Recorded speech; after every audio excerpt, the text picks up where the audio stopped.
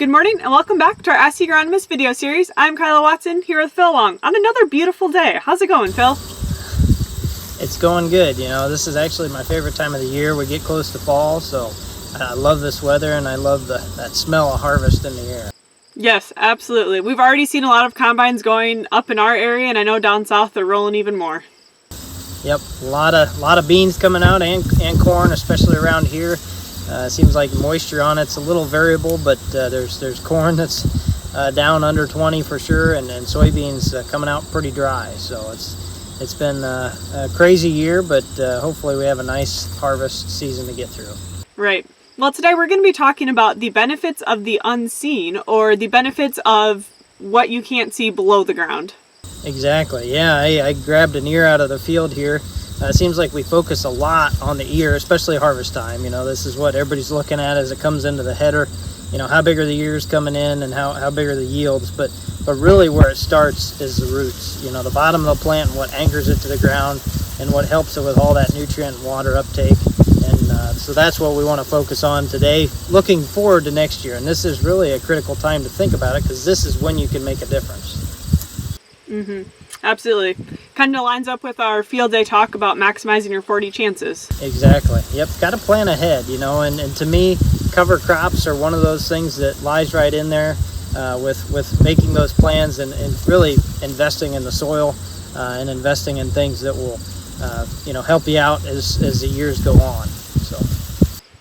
Okay, so let's just start off. What are the benefits of having a cover crop on those prevent plant acres? Sure. So last year we had prevent plant. This year we had prevent plant, especially up north. Those that plant sugar beets and so forth deal with this more on a regular basis than those of us down south, but it all ties back to the same thing. So that cover crop, all that we're trying to do in this case with the roots is really continue that, what we call the AMF fungi, so the arbuscular mycorrhizal fungi. It's a very, very critical piece to growing corn. We really don't understand it enough, but it's understated. So if we have a prevent plant situation and we don't have that AMF active in the soil, able to latch onto the roots and create that mutual relationship with our corn roots, we're going to lose at least 10 to bushel on the acre. Likely more, and typically that shows up early in the season. It's purpling and so forth, not getting that phosphorus nutrient uptake in the plant. But the AMF fungi do more than just phosphorus uptake. You know, the way I think about this is once you connect those two, the AMF fungi in the soil, it's like a huge spider web. You have this small little root system on the corn plants, and this one actually looks really good. It's really deep penetrating roots here and some good fibrous roots out to the sides here, but this really pales in comparison to what the AMF fungi do for you. They expound that 100 to even 1,000 times surface area wise and provide that extra oomph, I guess you could call it, to get water, nutrients and non-mobile nutrients into the plant and increase that uptake. Early season especially is one of the critical times. And if you don't have that spider web of workings underground, what do you have to do to make up for that? Yeah, so the challenge with making up for it is it seems like you're always behind the 8 ball. Once you see it out in the field and send the picture to your agronomist and they're like, yep, that's what's going on out there, it's too late, because early season is when it's determining, remember, the number of rows around. So that's a huge factor in terms of yield. You gain a lot more yield rows around than you do in length or kernel depth. So early season is critical. So if you're getting purpling early in the season, that's where that loss comes from, because it's right off the bat, it's struggling. So in order to make up for that, you would have to put, typically research shows, at least 40 pounds out. Now the challenge with 40 pounds of phosphorus is, so number one, your first question should be, am I deficient on phosphorus? And that's not necessarily the case. When you lack the AMF fungi in the soil, it's not that you don't have phosphorus available in the soil.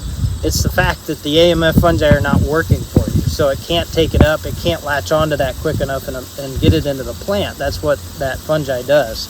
So really that 40 pounds needs to come up front with the planter early on, just to get those roots going until the AMF catch back up and latch onto those roots and start that relationship.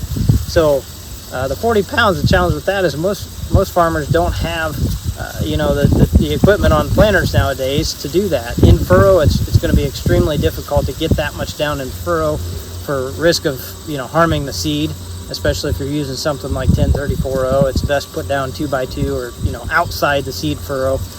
So that is an option. If you're looking at that scenario and you're planning on not growing a fungicide, remember those are your primary options to put something down up front early. So and broadcast is not really going to help you too much with phosphorus because it's tied up so easily and doesn't move. You need it right there where the roots can intercept it as they're starting to grow, because early on in the plant life cycle is when it needs it. Once it gets to this point, it's got more feeding roots out there, more surface area, and it's already established that relationship with the AMF fungi. So really early season, putting something down with the planter is your only option, or planting a cover crop this year. So putting something down this fall that'll help continue that relationship. Even if you have a crop in the field, putting a cover crop down, that's what those that plant lots of cover crops are doing. They're increasing that soil diversity, the amount of bacteria and fungi in there, and that's how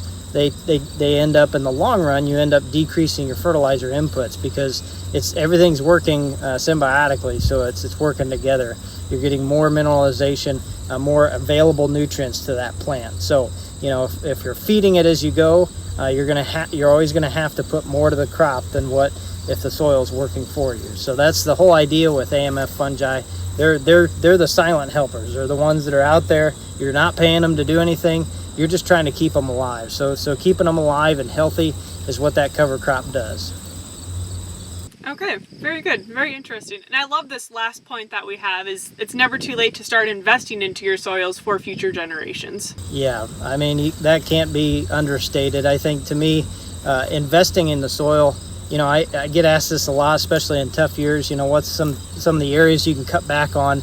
And to me, fertility, your soil health, what's going on below ground with those roots is extremely important. That's not an area that I would skimp on because it doesn't pay you back just 1 year, and it doesn't decrease in value. It's going to go up in value, and it's going to pay you back over the long term. So, making sure that you're investing in the things that will make a difference at the end of the season when it comes to riding in the combine like we are now is critically important. So just remember that.